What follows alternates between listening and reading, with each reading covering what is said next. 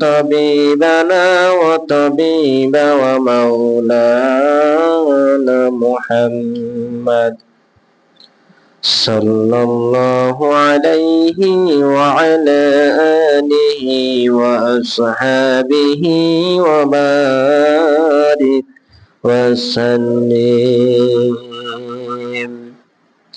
أعوذ بالله من الشيطان الرجيم. بسم الله الرحمن الرحيم.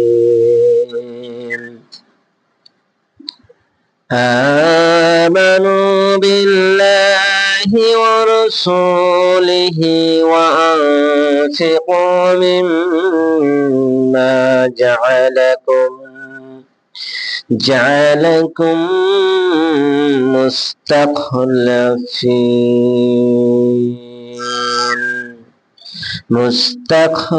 مستخلفين فيه فالذين آمنوا منكم وأنفقوا لهم أجر كبير. صدقت يا ربنا. وقال شان حبيب رسول الله صلى الله عليه وسلم: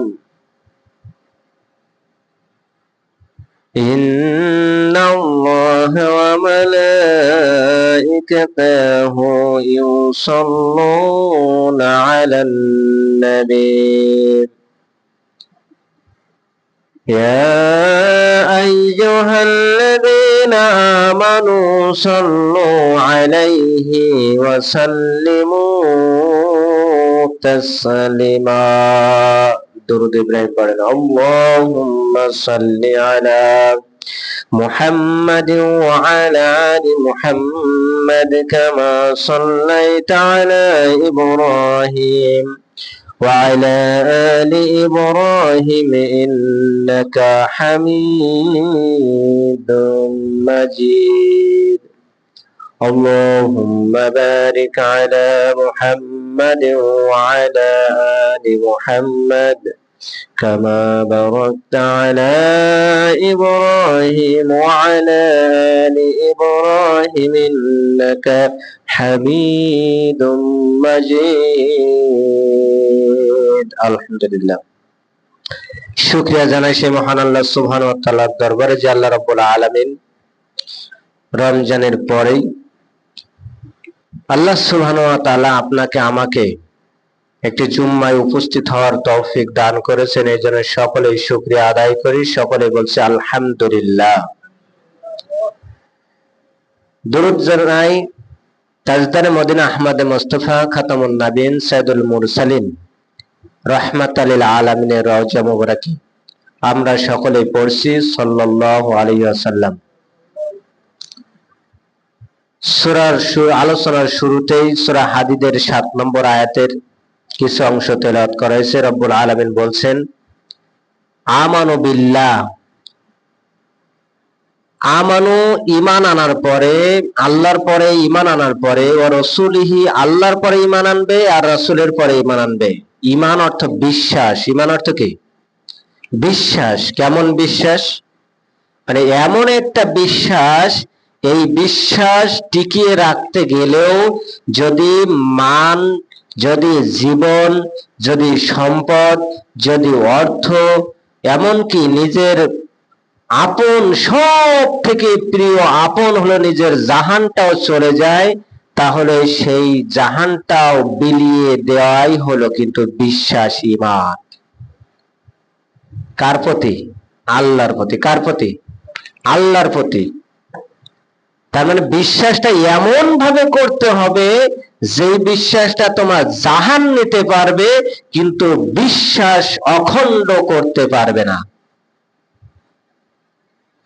এই বিশ্বাসটা এমন একটা বিশ্বাস, এই বিশ্বাস একনিষ্ঠভাবে হতে হবে, আর এটাই কেবলমাত্র একক হতে হবে। এটাই হতে হবে রিসালাতের, এটাই হতে হবে আখিরাতের, এটাই হতে হবে পরকালের আল্লাহমুখী তাওহীদের উপরে, পূর্ণ তাওহীদের ও রিসালাতের উপরে বিশ্বাস ইয়াকিন যারা আনতে পারবে তারাই হলো মুমিন।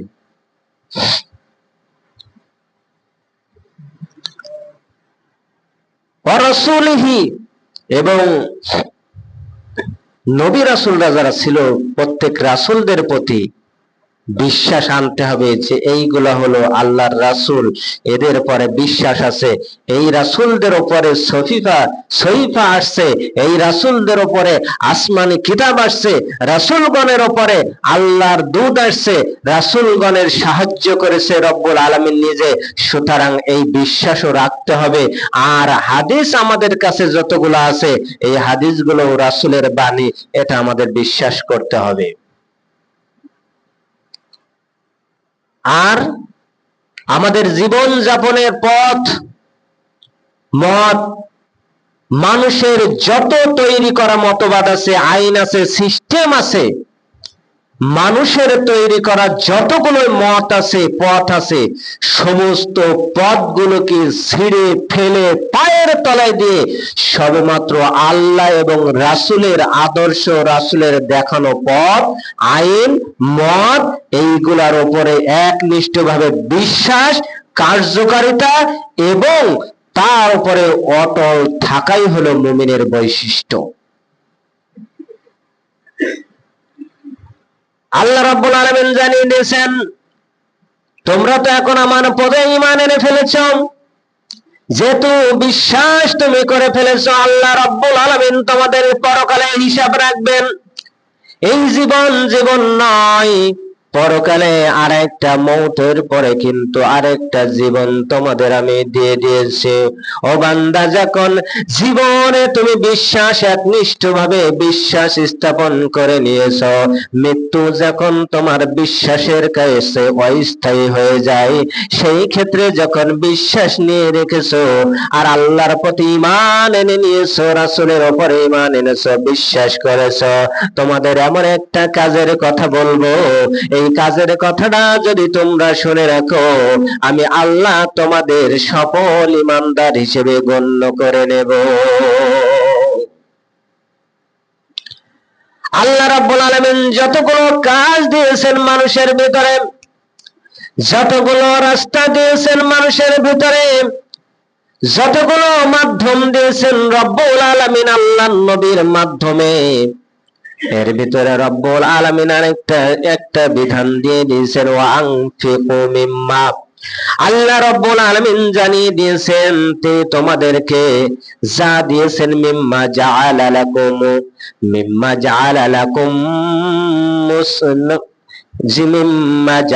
লাকুম মুস্তাখলাফিন ফিহি, রব্বুল আলামিন তোমাদেরকে যেইগুলা রিজিকের ব্যবস্থা করে দিয়েছে, এর ভিতরে তোমাদেরকে রব্বুল আলামিন যে অর্থ দিয়েছে, সম্পদ দিয়েছে, এই অর্থ সম্পদের ভিতরে তোমাদের একটা সম্পদ আছে, উত্তরাধিকারী সম্পদ। কিসের সম্পদ?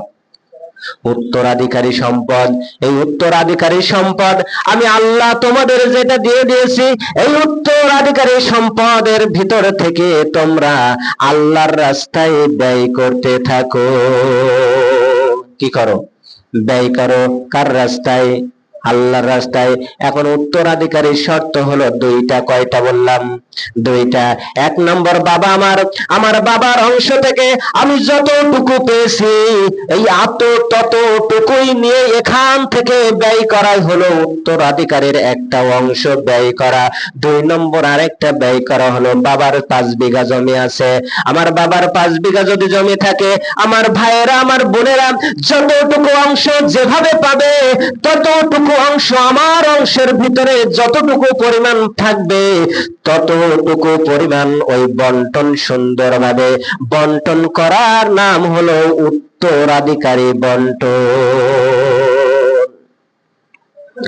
আল্লাহ রাব্বুল আলামিন আপনাকে আমাকে দিয়েছেন, কিন্তু রাব্বুল আলামিন বন্টন করার হিকমত আপনাকে আমাকে দিয়েছেন, কিন্তু কিভাবে বন্টন করতে হবে এই অধিকার কিন্তু আপনার আর আমার দেয় নাই। আল্লাহ রাব্বুল আলামিন অন্য আয়াতের ভিতরে জানিয়ে দিয়েছেন, আমি আল্লাহ রাব্বুল আলামিন তোমাদেরকে জানিয়ে দিয়েছি, পুরুষ দুইজন, নারী যেই অংশ পাবে, দুইজন বোন যেই অংশ পাবে, একটা ভাই সেই অংশ পাবে। এটা কে বলেছে? আল্লাহ। এখন যদি প্রগতিশীলরা এইটাকে বিবেচনা না করে যদি বলে আল্লাহ ওই নারীদের প্রতি অবিচার করেছে, আর এইটাই যদি কেউ, কোনো ব্যক্তি, কোনো ইমানদার, কোনো মুসলমান যদি এইটাই সায় দেয় না আসলে আল্লাহ তো অবিচার করেছে, দুইজন নারীর অংশ একজন পুরুষ পাবে, আর তাহলে একই মায়ের সন্তান, একই গর্ভে একই বাবার সন্তান, কিন্তু দুইটা বোন যেইটাই পায় একটা অংশ পাচ্ছে, দুইটা বোন আটানা আটানা করে 50 পয়সা 50 পয়সায় 1 টাকা, আর একটা ভাই 1 টাকা পাচ্ছে। আল্লাহ তো অবিচার করেছে। এতটুকু মনের ভিতরে কোন মুমিন ব্যক্তি যদি আনতে দেরি হয়ে যাবে, ওর উপর থেকে মুমিনের ঈমানটা উঠে যেতে কিন্তু দেরি হবে। হবে নাকি? হবে না। বরং ওই কথাই কেউ যদি বলে আল্লাহ অবিচার করেছে, তার পক্ষপাতিতা করলেও সেই ব্যক্তি কাফের হয়ে যাবে। কোন ব্যক্তি রব্বুল আলামিনের একটা সূরা, কোরআনের একটা আয়াত যদি অস্বীকার করে, সূরা আল্লাহ রব্বুল আলামিন অন্য আয়াতের বলছেন, একটা আয়াতে একটা সূরার দরকার নাই, আল্লাহর কিছু আয়াত আর কিছু আয়াত মানবা, কিছু আয়াতকে অস্বীকার করবা, এত দৃঢ় দরকার নাই। আল্লাহ রব্বুল আলামিন জানিয়ে দিয়েছেন, আমি যে কোরআনটা দিয়েছি, এই কোরআনটার ভিতরে যদি কোন আয়াতের ছোট্ট একটা শব্দ অংশ যদি কেউ অস্বীকার করে, আমি আল্লাহ রাব্বুল আলামিন বলছি ওই ব্যক্তি কিন্তু কাফের হয়ে যাবে। খেয়াল করেন কথার দিকে, কি হবে? কাফের হবে। এই জন্য রব্বুল আলামিন যেইটা যেইভাবে দিয়েছে, যে আইন যেইভাবে দিয়েছে, সেই আইন সেইভাবে মান্য করতে হবে। এটাই হলো আল্লাহর আইন, আল্লাহর বিধান, মুমিনের বৈশিষ্ট্য। রব্বুল আলামিন এই উত্তরাধিকারীদের, ভাইদের, বোনেদের ভিতরে সুন্দরভাবে বন্টন করে দেয়, এটাই একটা উত্তম সবের কাজ বলেছে।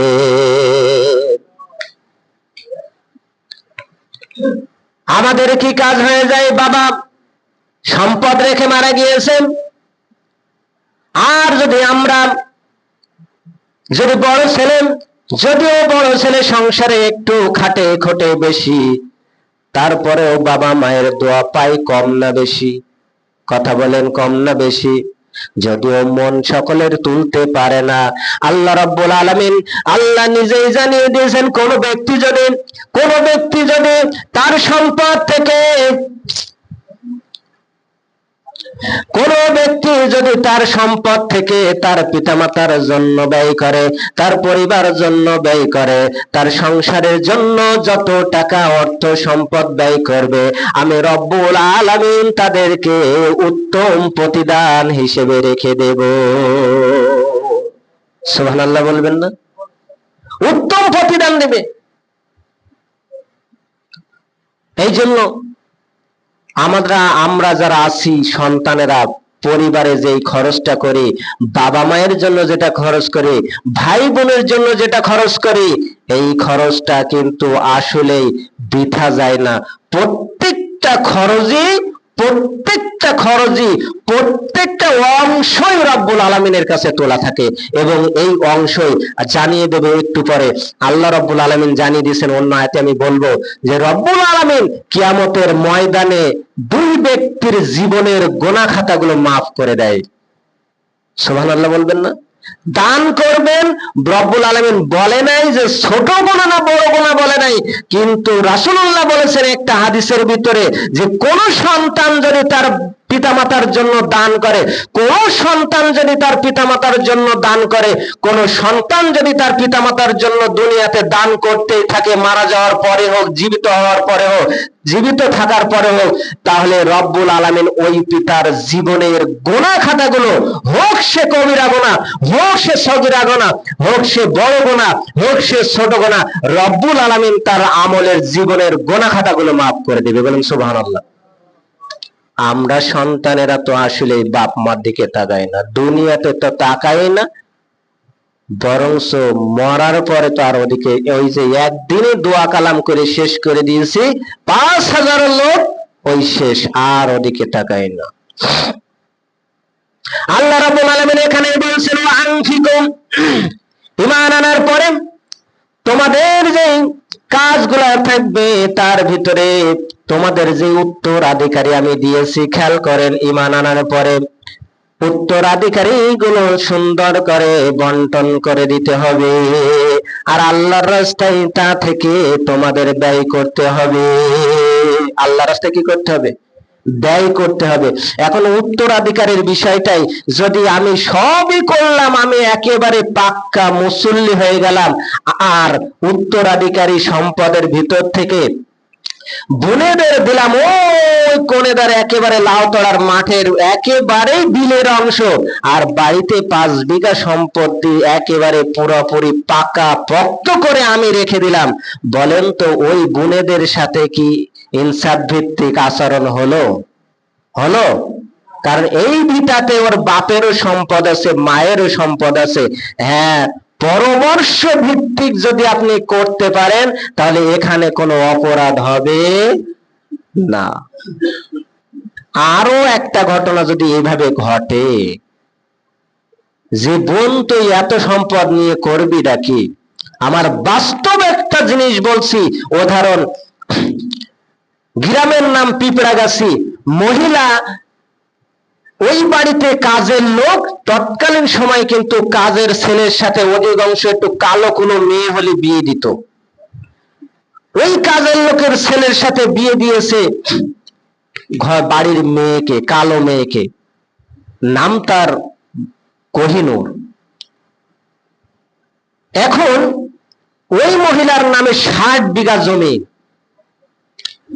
লিখে দিয়ে গেল ওই বাড়ির ওই মালিক, বাড়ির যে কাজের লোক ওর নামে লিখে দিল। কারণ আগে গিয়ে মহিলারা কিন্তু সাদাসিধে ছিল, স্বামীর নামে যেই সংসারে এক মহিলা কষ্ট করে মানে হাসির ছেড়ে বলছিল, আগে যদি জানতাম যে এই স্বামী ছেড়ে অন্য জায়গায় গেলেও বিয়ে হয় তাহলে এই ঘর করতাম না। কারণ আগে গিয়ে মায়েদের একটা মর্যাদা ছিল, তারা বুঝতো যেই সংসার ছেড়ে যদি আবার চলে যায়, সেখানে গিয়ে যদি আবার শান্তি না পায় তাহলে বাপ মায়ের কলঙ্ক হবে, আমার নিজেরও কলঙ্ক হবে। কিন্তু এখন কি আর ওটা আছে নাকি? এখন কিন্তু আর ওটা নাই। আজকের একটু কষ্ট হয়েছে, বলছে এসে ছেড়ে দেন, কালকে আমি বাবার বাড়ি চলে যাব, পরশুদিন আমার বিয়ে। সংসার ভাঙার কারিগর হলো বাবা মা যদি একটুখানি ট্যাকেল না দেয়, বুঝপার না দেয়, অতটুকু কষ্টে মাধ্যম দিয়ে যদি সহ্য না করতে পারে নিয়ে আসে, ওই মেয়ে কখনো কোথাও টিকতে পারবে না। বিবাহ হয়ে গেল, স্বামীর নামে সম্পদ গুলো লিখে দিলাম, একে একে 4টা সন্তান, ছেলে সন্তান, 3টা মেয়ে সন্তান হলো। এই মেয়ে সন্তানদেরকে ডাক দিয়ে যখন বিবাহ শাদী দিয়ে দিল, ব্যবস্থা করে দিল, গরিব মানুষ দেখে দিল। সমাজের ভিতরে বড়লোক মানুষটা যখন গরিব মানুষদেরকে দেখে দেখে বিয়ে দিল, মনে করলো যে আসলে মনে হয় কপাল ভালো। বড় গরিব মানুষ দেখে যখন, কেউ বা মাছের ব্যবসায়ী, কেউ বা দিন আনা দিন মজুরে, এইভাবে দেখে দেখে একেবারে গরিব মানুষ দেখে ভ্যান চালক দেখে দেখে 3টা মেয়ে বিবাহ দিল। দেওয়ার পরে 3টা জামাইরে ডেকে বলল, তোমাদের কিন্তু এই সম্পদের একটা অংশ দিতে পারবো না, কারণ তোমরা হলে পরের ছেলে, তোমাদের সম্পদ দেব আর আমার ছেলেরা মাঠে খেটে খাবে।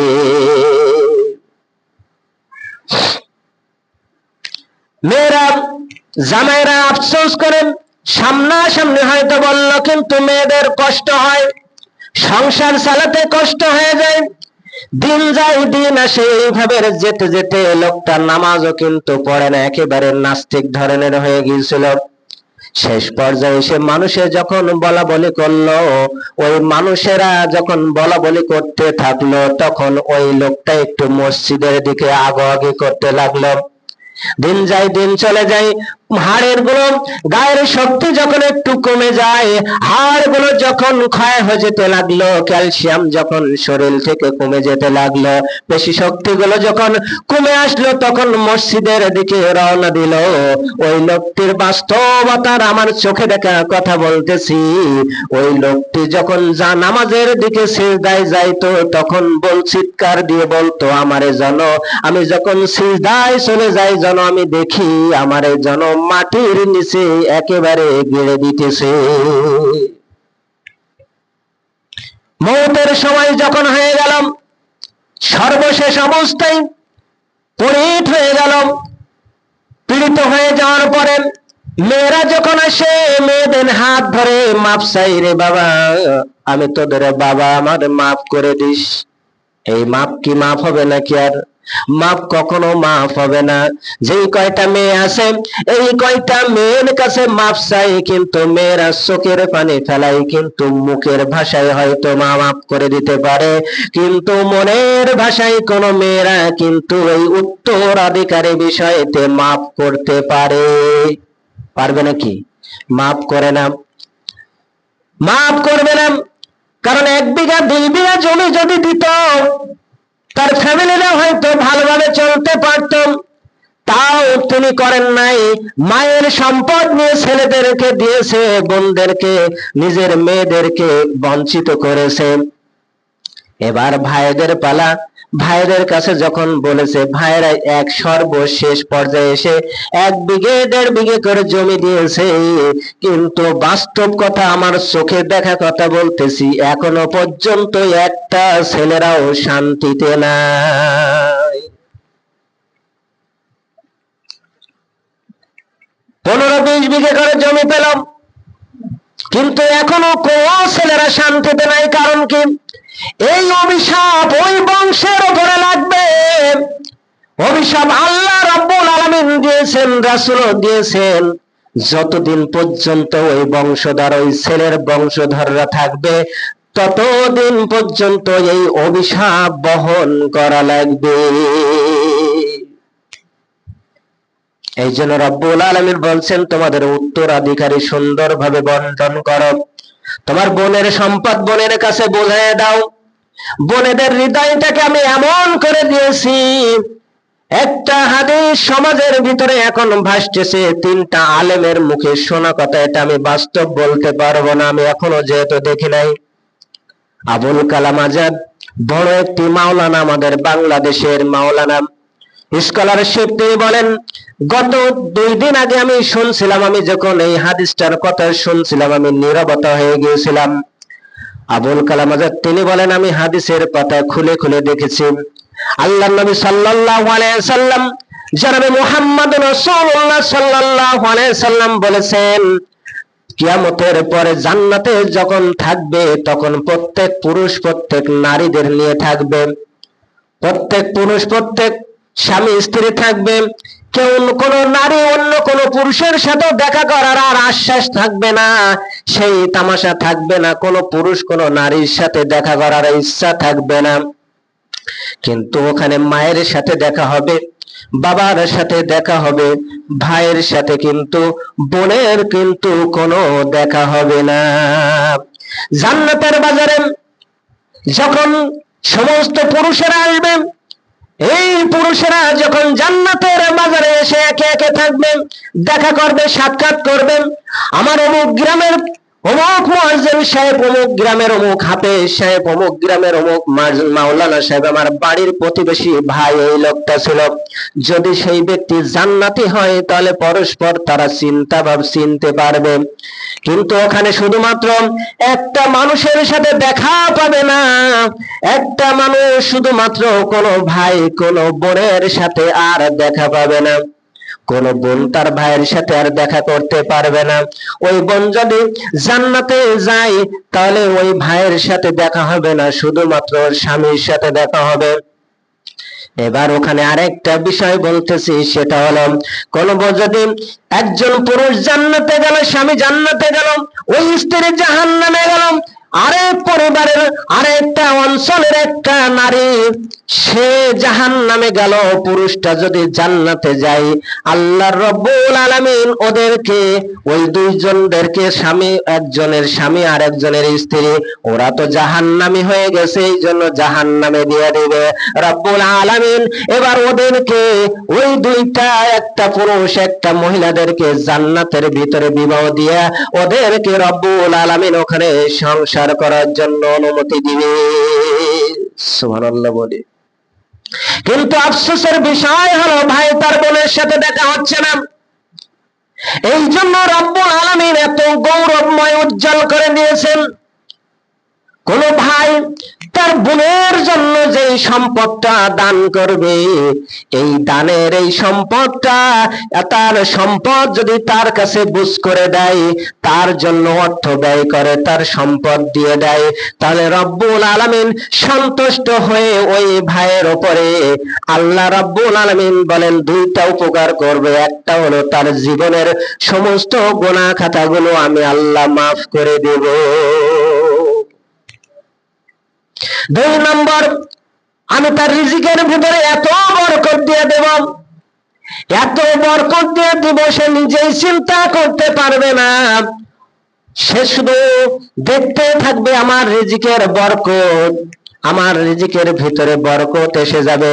আমরা হয়তো বলতে পারি আমাদের সমাজের ভিতরে আমরা যারা অভাবী আছি, আমাদের বোনদেরকে তো আমরা দেখি, কিন্তু আমাদের বোনদেরকে আমরা দেখি, ভাইদেরকেও দেখি, সমাজের সকলকে দেখি, কিন্তু অভাব সংসারে তো একটু অভাব মোটামুটি থেকে যায়, আমরা তো প্রভাবশালী হতে পারি না। কিন্তু এখানে বরকত হলো একটা, বরকত হলো সেই জিনিস যেই সংসারে স্বামী স্ত্রীর ভিতরে ঝগড়া থাকবে না, যেই সংসারে তার বাপ মাকে ওই সন্তান আদর আপ্যায়নে রাখবে, যেই সংসারে বিপদ হওয়ার পর পরই দেখবেন আল্লাহর নাম নিতে নিতেই আপনার ওই বিপদটা উদ্ধার হয়ে যাবে।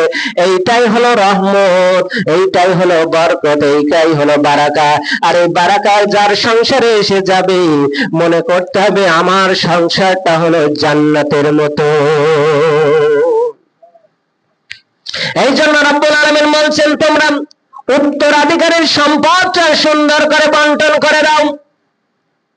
উত্তরাধিকারীর সম্পদটা যদি সুন্দর করে বন্টন করো, ইনসাফ ভিত্তিক ভাবে বন্টন করে দিতে পারো, হয়তো বা একটু কেউ ছাড়বে, একটু কেউ ঠকবে, এটাও যদি ইনসাফ ভিত্তিক হয়, পরস্পর পরামর্শ অনুযায়ী হয়, আমি আল্লাহ রাব্বুল আলামিন তোমাদের পরে আর কোনো দায় থাকবে না। এই জন্য আমি তোমাদেরকে বলছি, দুনিয়ায় যেই সম্পদ দিয়েছি, এই সম্পদ, বোনের সম্পদ বোনের কাছে, ভাইয়ের সম্পদ ভাইয়ের কাছে, বাবার সম্পদ বাবার কাছে, দাদার সম্পদ দাদার কাছে, চার যে অংশ যেখানে আছে, এই অংশ উত্তরাধিকারী তুমি সুন্দর করে বন্টন করে দাও। আর যদি একটা বিঘত সম্পত্তি কেউ দখল করতে থাকো, 7 তবক জমিন কিয়ামতের ময়দানে তোমার গলায় ঝুলিয়ে দেওয়া হবে। ওই সম্পদ শুধু সম্পদ হিসেবে থাকবে না, আল্লাহ নবী সাল্লাল্লাহু আলাইহি সাল্লাম বলেন ওই সম্পদটা সর্পে পরিণত হয়ে যাবে কিয়ামতের ময়দানে। ওই সম্পদ শুধু ভাই বোনের সম্পদ না, কেউ যদি কারোর সম্পদ জুলুম করে, একটা বিঘাত সম্পদ যদি কেউ কারোর সম্পদটা বিনা কারণে জুলুম করে, বিনা অন্যায় বলে জুলুম করে দখল করে নাই, একটা বিঘাত সম্পদ যদি নাই, ওইভাবে 7 তবক জমিন আর আসমান আল্লাহ রাব্বুল আলামিন কিয়ামতের ময়দানে তার গলায় সর্প হিসেবে ঝুলিয়ে দিবে। ওই সর্প শুধু থাকবে না, ওই সর্প তার সবল দিতে থাকবে, সবল দিতে দিতে কিয়ামতের ময়দানে পুরো মানুষরা তাকিয়ে দেখবে, অমুক সম্পদটা ফাঁকি দেওয়ার কারণে, অমুকের সম্পদ জোর জবরদস্তি করে নেওয়ার কারণে, অমুকের সম্পদ বিনা কারণে দখল করে নেওয়ার কারণে আজকের দেখো কিয়ামতের ময়দানে কোটি কোটি মানুষের সামনে তার এই সম্পদটাকে ঝুলিয়ে দেওয়া হয়েছে। ও দুনিয়ার মানুষ, তোমরা দেখো আসলে ও হুজুর হুজুর না, ও মাওলানা মাওলানা না, ও হাফেজ হাফেজ না, ও ইমাম ইমাম না, ও মুসল্লি মুসল্লি না, ও দুনিয়ার ভালো মানুষ ভালো মানুষ না, ওর ভিতরে রয়েছে অপরের সম্পদ আহরণ করার, সমস্ত ভোগ বিলাস করার গুনাহ আজকের কিয়ামতের ময়দানে রব্বুল আলামিন সকলের সামনে দেখিয়ে দিবে। ফেরেশতা এসে ওদেরকে ধরবে, ধরার পরে মাথার চুল রব্বুল আলামিন ওদের মাথার চুলটাকে লম্বা করে দেবে। ফেরেশতাদেরকে বলবে ধর, এমন করে ধরবে রব্বুল আলামিন মাথার চুলের সাথে নিয়া পেছন থেকে মুষ্টি মেরে দুই পায়ের সাথে বেড়ে দিয়ে ওদেরকে জাহান্নামের ভিতরে নিক্ষেপ করে দিবে।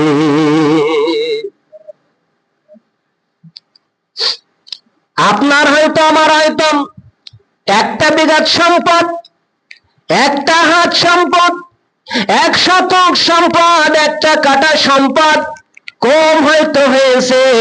আপনার ভাই, আমার ভাই, আপনার বোন অথবা আমার বাবা হয়তো বা আমাকে একটু ফাঁকি দিয়েছে।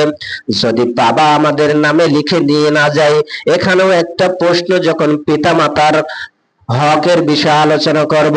আমি যখন বেনাপোলে থাকতাম, আমি ছোট্ট মানুষ ছিলাম, বুঝতাম না এমন, তখন আমি পিতামাতার ভালো ওয়াজ করতাম, আলোচনা করতাম। কিন্তু একটা লোক এসে আমারে বলল, হুজুর আপনি তো পিতামাতার ওয়াজ ভালো করেন, পিতামাতার সেবা যত্ন করার আলোচনা করতে পারেন, এখন আমাকে বলেন তো দেখি, কোন পিতামাতা যদি সন্তানের অবহেলা করে আর সম্পদ যদি না দেয়, তাহলে তার বিচার কি হবে? আমি খুঁজে পাই নাই। বাস্তবতা 2020 সালের পরের উত্তর কোরআন থেকে পেয়ে গেছি।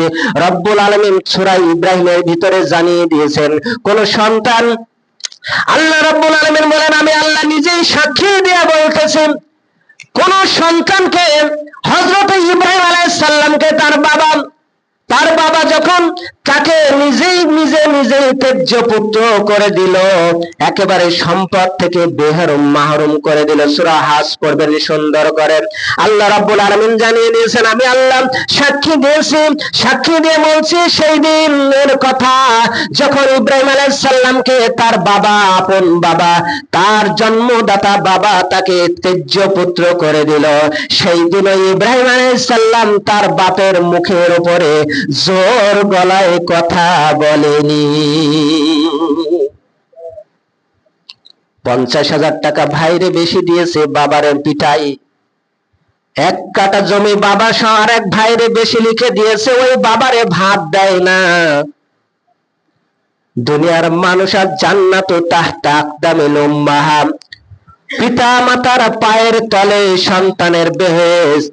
তার মানে জান্নাত কিন্তু পায়ের তলে খুঁজলে পাবেন না, জান্নাত পাবেন তাদের সেবা যত্নের মাধ্যমে।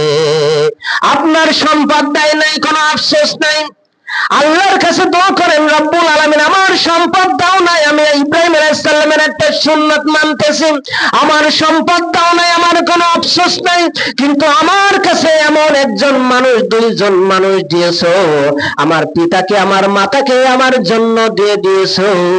এই পিতা মাতার জন্য আমি যতদিন হেদায়েত আছে, আমার হায়াত আছে, ততদিন পর্যন্ত, আর তাদের হায়াত যতদিন আছে ততদিন পর্যন্ত জনসেবা যত্ন করতে পারি। তাহলে এক ভাইয়ের যদি একটু বেশি দেয়, হয়তোবা ভাই জুলুমকারী হবে, বাবা জুলুমকারী হবে, কিন্তু আপনি জুলুমকারী হবেন না। 1 বিঘা সম্পদ যদি কোনো ব্যক্তি এভাবে ফাঁকি দেয়, তাহলে 7 টবক জমিন তার গলায় কিন্তু বেড়ি পেঁচাই দেওয়া হবে, উঠার কোনো কায়দা থাকবে না। এই জন্য আমাদের চিন্তা করতে হবে যে আমাদের ভাই বোনের ওয়ারিশ, উত্তরাধিকারী কখনোই আমরা ফাঁকি দেব না। যদি 500 টাকাও থাকে, 1000 টাকাও থাকে, বা 10,000 টাকাও থাকে, 5 লাখ টাকাও থাকে, তাহলে সেটা সবার মাঝখানে এনে বলতে হবে, এই টাকা আছে, সকলে মিলে কি করবা করো, আমার এতে কোনো দাবি নাই, আমার অংশ আমাকে বুঝিয়ে দিতে হবে। আমার অংশ যদি এই ভাই বোন না বুঝিয়ে দেয়, তাহলে তারা জুলুমকারী হবে, কিন্তু আপনি জুলুমকারী হবেন না। রব্বুল আলামিন বলছেন, জুলুমকারী ব্যক্তিকে আমি বেশি দিন দুনিয়ার ভিতরে টিকিয়ে রাখি না। তো আল্লাহ রাব্বুল আলামিন আমাদের এই উত্তরাধিকারী বিষয়টা বুঝ করে দেওয়ার এবং এই সুন্দর জ্ঞান অর্জন করার এবং ইনসাফ ভিত্তিক উত্তরাধিকারী বন্টন করার আরো একটা পর্যায়ে আছে, ওদিকে যাবো ইনশাল্লাহ। ভাই কতটুকু পাবে, বোন কতটুকু পাবে, কোরআনের আয়াত, দাদি কতটুকু পাবে, মা পাবে কিনা, বাবা পাবে কিনা, খালা পাবে কিনা, এরপরে ভাইপোরা ভাইজরা কখন পাবে, এই পর্যায় পর্যায়ে সব কোরআন হাদিস দিয়ে রব্বুল আলামিন বলে দিয়ে গেছে। কিন্তু আমরা পড়ি না, আমরা বলি না, আমরা বলি না, আপনারা শোনেন না, আর আপনারাও জানতেও চান না, আমরাও বলি না। কথা বুঝতে পেরেছেন? এই জন্য জানারও চেষ্টা করতে হবে, প্রত্যেকটা বিষয় মানারও চেষ্টা করতে হবে। আমারও মানা হবে, আপনাদেরও মানা হবে, আমারও জানা হবে, আপনাদেরও জানা হবে। জানার কিন্তু শেষ নাই। আল্লাহ রাব্বুল আলামিন আমাদেরকে আমল করার তৌফিক দান করুক। সকলে বলেন আল্লাহুম্মা আমিন।